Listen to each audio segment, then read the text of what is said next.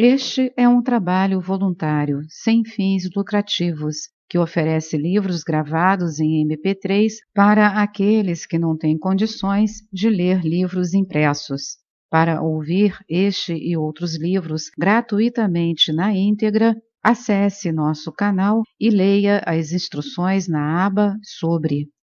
Este livro foi gravado para o uso exclusivo da pessoa com deficiência visual, não podendo ser comercializado de acordo com a Lei nº 9.610, de 19 de fevereiro de 1998. O contentamento interior. Ao atravessar o estacionamento para ir me encontrar com o Dalai Lama numa tarde, parei para admirar um Toyota Land Cruiser novinho em folha, o tipo de carro que vinha querendo havia muito tempo. Ainda com o carro na cabeça quando comecei minha sessão, fiz uma pergunta, abre aspas. Às vezes parece que toda a nossa cultura, a cultura ocidental, se baseia nas aquisições materiais. Vivemos cercados, bombardeados por anúncios das últimas novidades a comprar, do último modelo de automóvel e assim por diante. É difícil não ser influenciado por isso. São tantas as coisas que queremos, que desejamos, parece que não tem fim. O senhor poderia falar um pouco sobre o desejo? Fecha aspas. Creio que há dois tipos de desejo, respondeu o Dalai Lama. Certos desejos são positivos. O desejo da felicidade é absolutamente certo. O desejo da paz, o desejo de um mundo mais harmonioso, mais amigo. Certos desejos são muito úteis. Mas, a certa altura, os desejos podem tornar-se absurdos. Isso geralmente resulta em problemas. Ora, por exemplo, eu às vezes visito supermercados. Realmente adoro supermercados porque posso ver muita coisa bonita. E assim, quando olho para todos aqueles artigos diferentes, surge em mim uma sensação de desejo, e meu impulso inicial poderia ser: ah, eu quero isso e mais aquilo. Brota então um segundo pensamento e eu me pergunto: ora, será que eu preciso mesmo disso? Geralmente a resposta é não.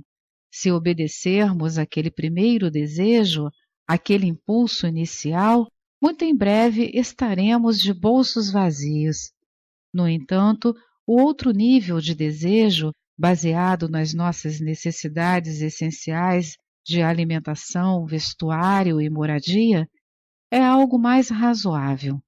Às vezes, determinar se um desejo é excessivo ou negativo é algo que depende das circunstâncias ou da sociedade em que se vive.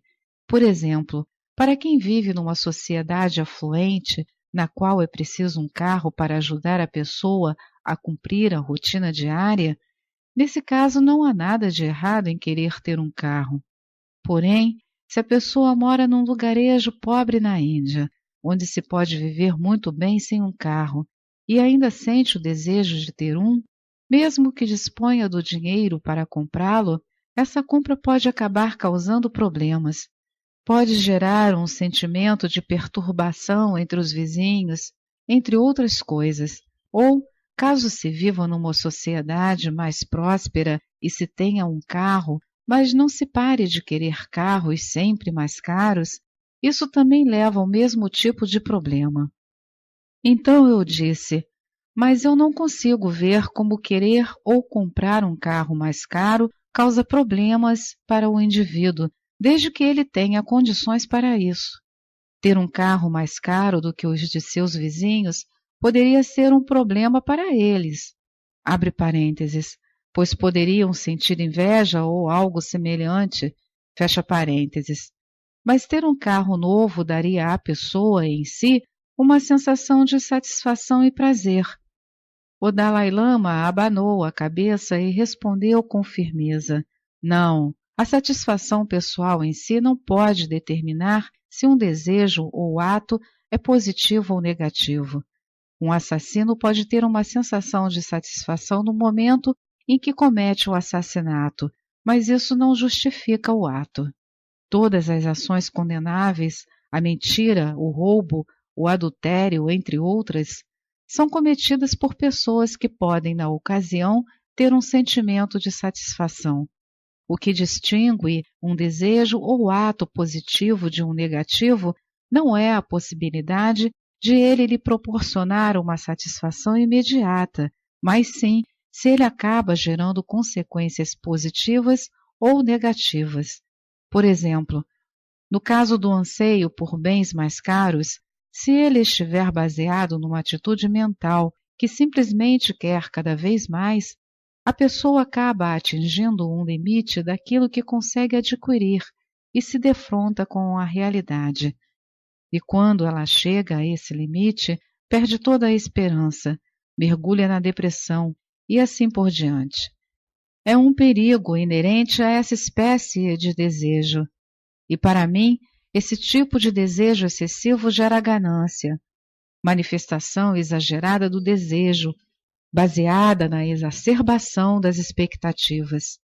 E quando refletimos sobre os excessos da ganância, concluímos que ela conduz o indivíduo a uma sensação de frustração, decepção, a muita confusão e muitos problemas. Quando se trata de lidar com a ganância, um aspecto perfeitamente característico é que, embora ela decorra do desejo de obter alguma coisa, ela não se satisfaz com a obtenção. Torna-se, portanto, algo meio sem limites, como um poço sem fundo, e isso gera perturbação. Um traço interessante da ganância é que, apesar de seu motivo subjacente ser a busca da satisfação, mesmo depois da obtenção do objeto do seu desejo, a pessoa ainda não está satisfeita, o que é uma ironia. O verdadeiro antídoto para a ganância é o contentamento. Se a pessoa tiver um forte sentido de contentamento, não faz diferença se consegue o objeto desejado ou não. De uma forma ou de outra, ela continua contente, disse o Dalai Lama. Como podemos, então, alcançar esse contentamento íntimo? Há dois métodos. Um consiste em obter tudo o que se quer e deseja. Todo o dinheiro, todas as casas, os automóveis, o parceiro perfeito e o corpo perfeito.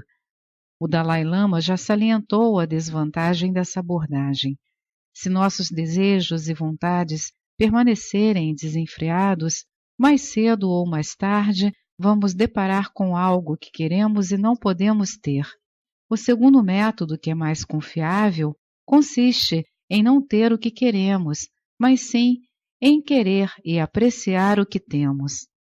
Há pouco tempo, assisti a uma entrevista na televisão com Christopher Reeve, R-E-E-V-E, o ator que caiu de um cavalo em 1994 e teve lesões na medula espinhal que o deixaram totalmente paralisado do pescoço para baixo e exigem que ele respire com aparelhos em caráter permanente. Quando o entrevistador perguntou como ele lidava com a depressão decorrente de sua invalidez, Reeve confessou ter vivido um curto período de total desespero enquanto estava na unidade de terapia intensiva do hospital. Prosseguiu, porém, dizendo que esse sentimento de desespero passou com relativa rapidez e que agora ele francamente se considerava um cara de sorte. Mencionou a felicidade de ter mulher e filhos amorosos, mas também falou com gratidão do veloz progresso da medicina moderna. Abre parênteses, que por seus cálculos descobrirá uma cura para as lesões na medula espinhal dentro dos próximos 10 anos, fecha aspas, fecha parênteses, e afirmou que se seu acidente tivesse sido apenas alguns anos antes, ele provavelmente teria morrido em decorrência das lesões. Enquanto descrevia o processo de adaptação à paralisia, Reeve disse que, como seu desespero se tivesse dissolvido com bastante rapidez, De início, ele ainda era perturbado por crises intermitentes de inveja, que podiam ser detonadas por alguma frase inocente, como por exemplo, abre aspas, vou subir correndo para apanhar isso, fecha aspas. Ao aprender a lidar com esses sentimentos, ele disse ter percebido que o único jeito de seguir pela vida é olhar para o que se tem, ver o que ainda se pode fazer. No seu caso, felizmente, ele não havia sofrido nenhuma lesão cerebral e ainda tinha uma mente que podia usar. Ao concentrar a atenção dessa forma nos recursos de que dispõe, Reeve decidiu usar sua mente para aumentar a conscientização do público e informá-lo a respeito das lesões na medula espinhal, para ajudar outras pessoas, e tem planos para continuar a falar em público, assim como para escrever e dirigir filmes. O valor interior.